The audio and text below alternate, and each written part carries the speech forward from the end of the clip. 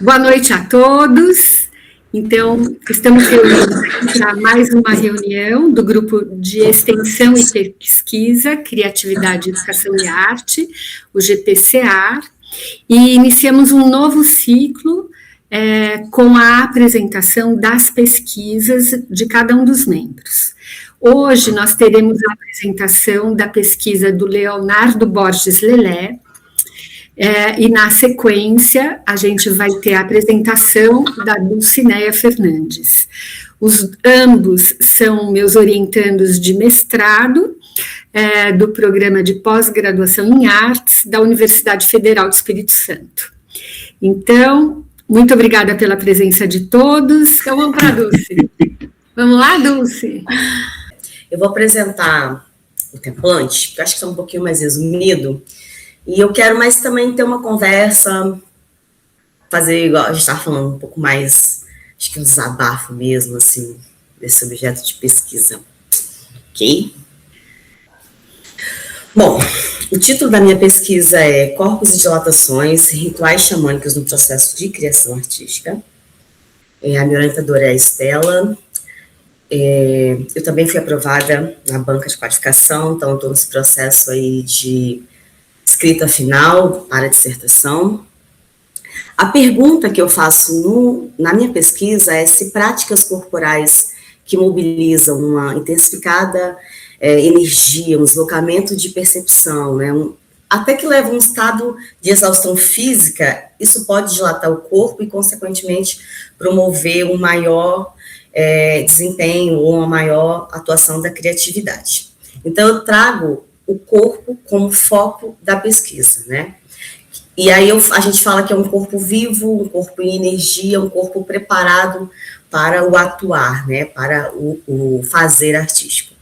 Então, o objetivo da pesquisa é identificar, analisar e descrever como práticas corporais que inicialmente são inspiradas na antropologia teatral do Eugênio Barba e em rituais xamânicos podem contribuir para esse ensino-aprendizagem.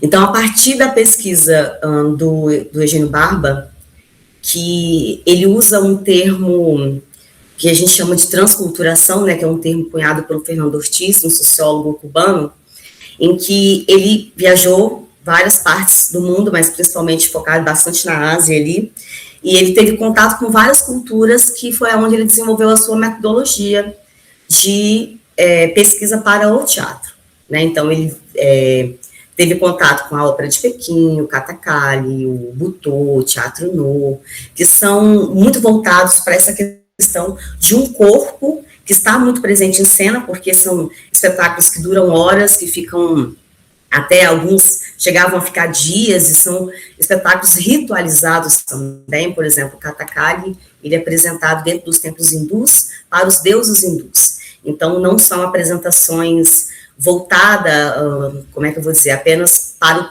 digamos, o profano, vamos fazer essa diferença, né? São apresentações voltadas para a sacralidade mesmo, para a ritualística daqueles povos dentro daquela determinada cultura. Então, eu faço essa análise primeira desses exercícios, dessa metodologia que o Eugênio Barba criou, e a pergunta que eu vou fazendo ao longo desse processo é: esses exercícios, se aplicados em artistas visuais, né, durante o processo, que o interessante da pesquisa também é analisar esse processo, durante o processo da criação de uma pintura, de um desenho em si, se o artista for submetido a esses rituais, a esses exercícios, é mais fácil ou há uma chance dessa criatividade ser potencializada durante esse processo? Então, para isso eu faço essa análise, faço uma análise também do corpo. E aí um ponto interessante que foi colocado dentro pela banca de qualificação, que é a questão de fazer também um pouco da pesquisa no formato etnográfico, né? Porque, pela minha origem, porque o xamanismo ele vem de uma busca muito pessoal de mim mesma. Então, acho que até acaba como que chego a pesquisa, como que chego a Eugênio Barba, que foi buscando a mim, buscando a minha ancestralidade, que eu cheguei ao processo do Eugênio Barba, e ainda buscando a mim mesma, eu chego às ritualísticas, eu chego aos povos originários. Então, a pesquisa, ela parte muito do que eu penso em relação a essas ritualísticas, ao meu corpo como inserido nesse meio ambiente, como que eu me vejo, né, como mulher, como professora, como mulher indígena, né, alguém que trabalha com arte, que ensina arte. Então, como ser mais criativa e como me tornar mais criativa também. Então, eu tenho buscado muito, e cada vez que eu leio, mais eu chego a algumas conclusões, né? Então, no trabalho, eu busco muito essa percepção de que o artista, ele é esse xamã que faz uma ligação entre dois mundos, sabe? O mundo material, o mundo espiritual. Então, o artista, quando a gente olha para uma obra, ele está fazendo uma ligação com esse mundo criativo, não é só um processo técnico, né? Não é só eu desenho muito bem, eu pinto muito bem, mas tem uma conexão que eu faço com aquela obra, tem um diálogo entre o artista e o espectador, e tudo isso vai fazer a diferença na hora da gente analisar. Vou parar de compartilhar aqui, porque eu quero falar justamente dessa questão que foi trazida para mim, que foi algumas coisas que foram me fazendo repensar e pensar sobre as ritualísticas, que é a questão, o Eugênio Barba, ele criou toda uma metodologia, mas ele era um cara italiano que foi buscar e trouxe a visão dele, né? E aí, a partir dessas análises do trabalho dele, me veio a vontade e a questão, como eu disse, é dessa busca de mim, de trazer os povos originários, de buscar o Brasil, buscar a ritualística que nós temos aqui, buscar a nossa cultura, falar sobre nós, né? Porque em nenhum momento ele fala, assim, hoje em dia ele ainda é vivo, então temos contato ainda com o trabalho dele, ele vem muito ao Brasil, aqui no Brasil tem o Lume, tem Maura Baiocchi, tem vários grupos que são inspirados no trabalho dele, né, que desenvolvem a metodologia dele, mas não chegou a ser um povo estudado, não chegou a ser uma ritualística estudada para o desenvolvimento de sua metodologia. Então, o foco da pesquisa hoje é aplicar, né, como utilizar isso no ensino de artes visuais, como usar esses exercícios, mas ampliando também esse repertório. Ele que já trouxe a metodologia desses determinados povos, eu quero analisar, buscar, então, tenho ido a campo também, ver povos tupiniquins, os guaranis, como que são as ritualísticas, o processo artístico, o fazer artístico deles também, para extrair e criar uma metodologia que possa ser aplicada no ensino de artes visuais. E é isso. Tá fechado, Estela. Seu microfone. Maravilha, esse é o ponto, né? Porque quando a Dulce, ela fez o pré-projeto para entrar no mestrado, ela me procurou primeiro, né, como professora, e observando essa ausência do corpo na sala de aula, a ausência do corpo na escola, né? Então ela falava assim, eu sinto que eu preciso implicar os alunos, né, que eu preciso trazê-los à presença, né, para que as propostas tenham sentido e tenham significado para eles, né. E então a gente partiu desse lugar, e como a Dulce é das artes cênicas, ela encontrou no Eugênio Barba alguém que trouxe essa presença do corpo, né? Então, num primeiro momento, a gente pensou assim, mergulha na metodologia do Eugênio Barba, para a gente tentar pegar os princípios metodológicos que ele usou no teatro, e a gente buscar apresentar uma proposta pedagógica, né, para o ensino das artes visuais, em que essas vivências, essas práticas corporais, enfim, possam ser acionadas, né? Esse era o nosso objetivo primeiro, né? Sim. Depois a gente se perdeu um pouco no projeto, porque a Dulce fez um relato na banca que eu acho que é muito importante e é muito normal de acontecer, né? Ela falou assim, nossa, nas aulas eu comecei a conhecer tantos autores, comecei a ler tantas coisas que me deu vontade de incluir todas essas coisas, né? Aí é o perigo, né? Que a gente começa a se perder. Quando você se distancia do seu recorte e vai querendo abrir, né? Então, em alguma medida, a banca fez ela retornar. Né? Ela falou assim, olha, talvez tudo isso que você abriu de possibilidades não caibam nessa pesquisa. Né?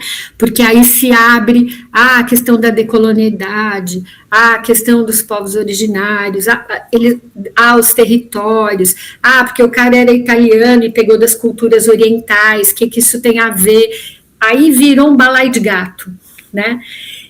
E é verdade, porque a gente precisa ter clareza, assim, que a gente tem que ligar a lanterna e é onde tem um foco de luz. A gente sabe que aquilo que não está iluminado existem muitas outras possibilidades, mas a nossa pesquisa tem que dar conta de uma questão, né? Ainda mais no mestrado, né? No mestrado, você vai escolher um objeto e aprofundar aquele objeto.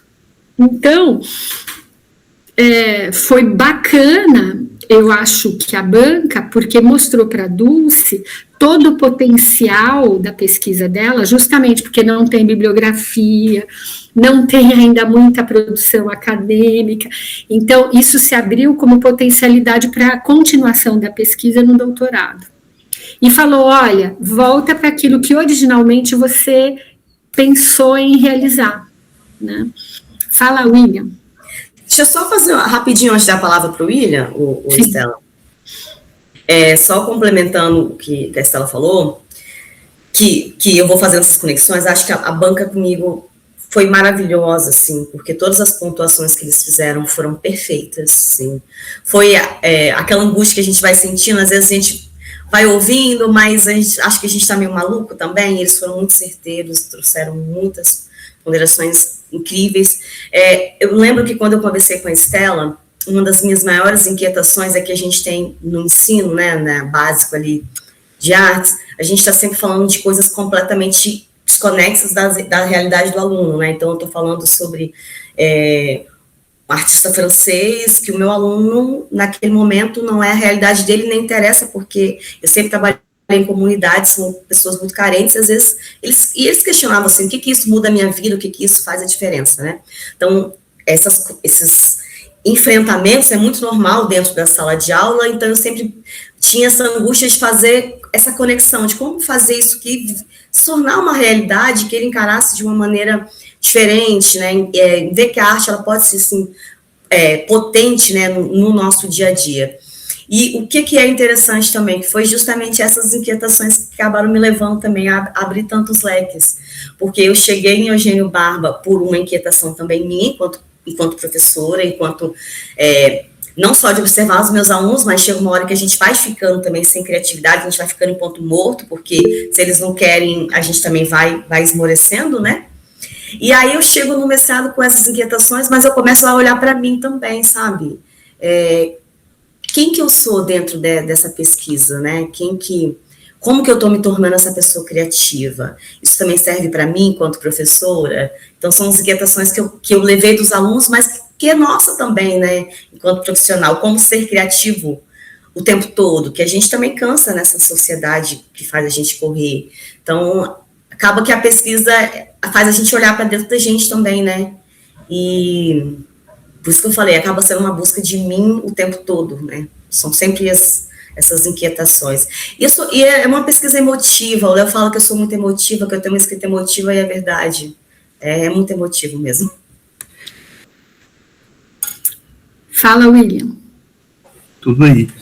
E, Dulce, eu achei muito interessante, porque você toca num ponto que até a Estela já trouxe, que eu pesquiso, né, eu vou começar agora uma pesquisa, vou sair para licença para pesquisar inteligência artificial, Eu tenho um texto que apresentei na UDESC o ano passado, no Rede Visível, né, naquele evento.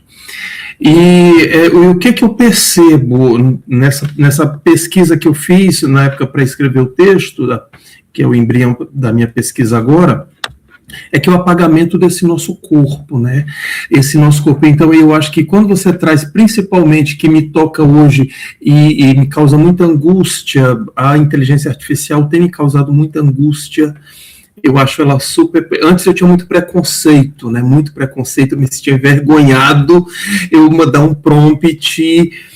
Mas agora, depois que eu já li Lúcia Santaella, já vi algumas coisas, eu estou me aproximando, entendendo como um fator que vai colaborar. Agora, como, eu não sei, mas o que mais me preocupa são os nossos jovens, né, as nossas crianças que estão usando aí de diversas formas, até mesmo destrutiva. Então, quando você traz essa questão do corpo, eu acho isso muito interessante para não deixar esse corpo apagar, né, ser apagado. O que eu observo aqui? A classe média, eu moro aqui em Vitória, em Cambori, no Calçadão, e vocês também, obviamente, devem ver aí nas grandes cidades, eu percebo que os adolescentes ali, 13, 14 anos, já não pedalam mais. As bicicletas agora são todas elétricas, né, são todas... E aí eu fiquei analisando e aí eu fui pesquisar, porque além, tudo bem, né, que aí eu conversando com o senhor, eu falei, poxa, mas ninguém pedala mais, né, esse corpo já está atrofiando. A inteligência artificial, pelo que eu estou percebendo, tem essa questão do nosso repertório criativo, né, que me preocupa muito dele ser esvaziado, então já tem o corpo. E aí ele falou assim, pois é, rapaz, antigamente os pais iam levar os filhos na escola, né, então aquele pouquinho de tempo ele conversava ainda no caso, falando da classe média. E tudo aí agora nem isso mais tem, então obviamente agora o pai já deu a bicicleta, e realmente são meninos muito novinhos, 13, 14 anos, às vezes 2, e vão ali pedalando. Então essa questão, então isso muito me preocupa, e você traz essa questão do corpo, como que isso é muito bacana que a Estela falou aí, entendeu? Que eu acho que nós não podemos deixar esse corpo, essa percepção do corpo no mundo, né, principalmente com as ancestralidades, com a dança, com o teatro, com o lúdico, com a música, né, a musicalidade, tudo isso parte desse corpo que é o nosso veículo aqui. Então, parabéns, tá? Eu não sei se me fiz entender, mas eu acho que duas pesquisas muito potentes que eu quero lê-las quando estiver pronto. Parabéns aos dois. Obrigada, professor. Pode pegar a palavra, Mauro. A minha pergunta, tanto para você quanto para a professora Estela, é como que fica a arquitetura dos marcos teóricos a partir dessa reorganização ou reorientação da banca de qualificação? Porque o que eles falaram para você, eu acho que vai poder servir para mim também.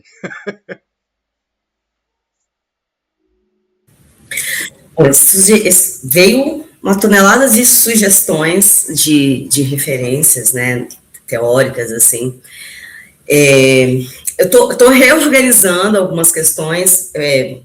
A professora Renata, né, Estela, pontuou algumas questões de autores que estão datados e tal, mas que eu considero também, a gente tem conversado, mas que eu considero importante, porque, principalmente em relação... Você vai conseguir abrir mão de alguém? Tenho, né? Alguns. Mas, respondendo a questão que você falou da FAIGA, do Krenak, por exemplo. A FAIGA, ela fala muito desse ensino de arte mais humanizado, né? Que eu, por exemplo, eu não me considero artista visual, no sentido, não casa para desenhar, para pintar. Assim, eu faço, até faço, mas não é aquela coisa, né? Faço assim, com muito sacrifício. E justamente a Faiga fala sobre isso, né, que a criatividade em arte, ela está em você criar esse ambiente, está nas experimentações, e o Krenak, a arte para o povo Krenak, para o povo indígena, de uma maneira geral, eles estão embrenhados, assim, não se separa dança, teatro, pintura corporal, faz parte da ritualística, eles não diferenciam dentro... quem faz arte, de quem não faz parte dessa experimentação, da vivência. A arte, para eles, é fenomenológica, né? Faz parte da experiência do humano, que a Feiga também fala isso, né? Então, o criar, o fazer artístico está dentro dessa experiência humana. Então, eu vou relacionando isso que nós separamos, né? O ensino de arte mecanicista, as disciplinas separadas, é uma separação nossa. Se a gente pega os povos não existe essa separação. Nós somos um todo, né? Tudo parte da nossa percepção, o ensino, a compreensão. Então, eu tenho feito essas... aí eu trago o próprio Saturnino, que também fala nisso, o Glaveno, nessa questão da arte como meio sociocultural, da criatividade nesses ambientes, criar um ambiente propício para a criatividade, para que esse ser se permita errar, se permita acertar, que o erro só existe na nossa cabeça. Dialogar, sabe? Essa questão que você fala, por exemplo, do corpo, o Barba, ele traz um corpo que é o Zé Clegero também, Richard Chess, que é um corpo em transe, né? E aí, o que é interessante dentro dessa pesquisa? A gente vai ver ao longo da história aí, alguns artistas como a Ilma Klint, não sei se falei certo, que ela é sueca, que ela fazia pinturas que ela falava que era dos mentores espirituais, era quase uma psicografia, né? Só que ela fazia isso de uma maneira inconsciente. Então, ela terminava de pintar e ela falava, isso aqui é uma mensagem espiritual, que vem através das pinturas. Então, eu acho que é um pouco a pergunta do Luciano ali no chat, né? Os povos originários consideram a arte ou a vida, né? Eles consideram não existe separação entre arte e vida. Viver é arte. Então, quando o Krenak fala, né, que a vida não é útil, no sentido de utilitário também que a gente fala, porque ele tem um termo que ele usa, que ele fala que essa questão, ele não gosta de usar, por exemplo, seres humanos, né? Ele fala, quando a gente fala seres humanos, a gente está se colocando acima da pedra, acima da árvore, acima dos rios, por isso que a gente polui. Nós fazemos parte de uma cosmologia única, nós somos seres iguais, o universo precisa de todos nós para existir. Então, é complexo, né? Mauro, mas eu acho que há autores que falam que a criatividade é solução de problemas, né, adaptados e úteis e tal, mas dentro de um contexto, né, do cognitivismo, né, é uma linha de compreensão da criatividade, né, e eu acho que a gente já avançou. Então você tem que se apoiar nos autores mais contemporâneos, né, que mudam dentro da psicologia cultural da criatividade. Então, você trabalhar com autores que já deslocaram a concepção da criatividade como centrada no sujeito e nas suas capacidades e habilidades cognitivas, né? E construíram a ponte, né? E transformaram a compreensão para a criatividade que acontece na vida, na interação com as coisas e com as pessoas, né?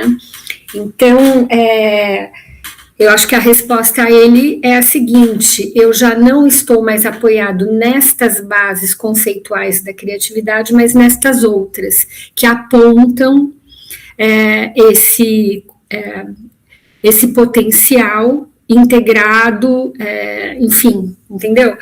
É essa saída, né? Porque, de fato, se você colidir, né, se apoiar numa definição de criatividade centrada no sujeito, nas capacidades cognitivas e tal, você se distancia, né, dos autores outros que você está trazendo para o diálogo, né? Eu acho que esse é o caminho. Parabéns, Dulce, obrigado. Obrigada. Inclusive, quem se interessar, tem um grupo chamado MACU, né? Que é Movimento dos Artistas Honey Queen, que é um grupo, é um coletivo formado por, atualmente eles são 7, só o Iban, que é o líder, que fala português, eles falam só a língua deles, eles ficam ali na região do Acre, divisa ali já. E eles fazem pinturas, as obras deles são maravilhosas, foram para a Bienal, já estão assim, circulando no mundo todo. Como que é o processo deles? Eles fazem a consagração da ayahuasca, tem toda a ritualística, e eles pintam as mirações. É lindíssimo o trabalho deles, e aí é muito legal para pesquisar o processo, porque o processo deles começa, na verdade, com canto, dança, porque o trabalho que é entregue é a pintura, né, que é o visual, mas o processo deles começa com outra linguagem, e começa dentro das ritualísticas e com as consagrações. E é bem legal, porque o tema deles também vende tela, compra terra. Para cada tela que eles vendem, eles compram fazendas, terras ali na região para ampliar a aldeia e a terra deles. É bem interessante. Obrigado. Bom, eu acho que depois a gente vai ter que apresentar as dissertações e as teses, né, os resultados da pesquisa, né? Aqui a gente está mostrando os projetos, né? Aí depois a gente pode fazer um ciclo de apresentação dos trabalhos, das conclusões, né, dos trabalhos realizados.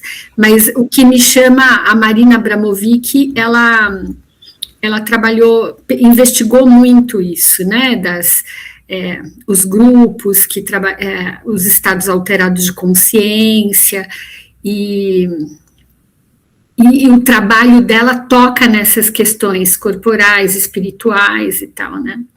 Dentro do campo da arte. Então, uma alternativa é também, a gente tem muitos caminhos, né? Mas trazer alguns artistas visuais que trabalham pesquisam esse lugar, né? Das conexões do corpo, da energia, dos estados alterados de consciência, enfim.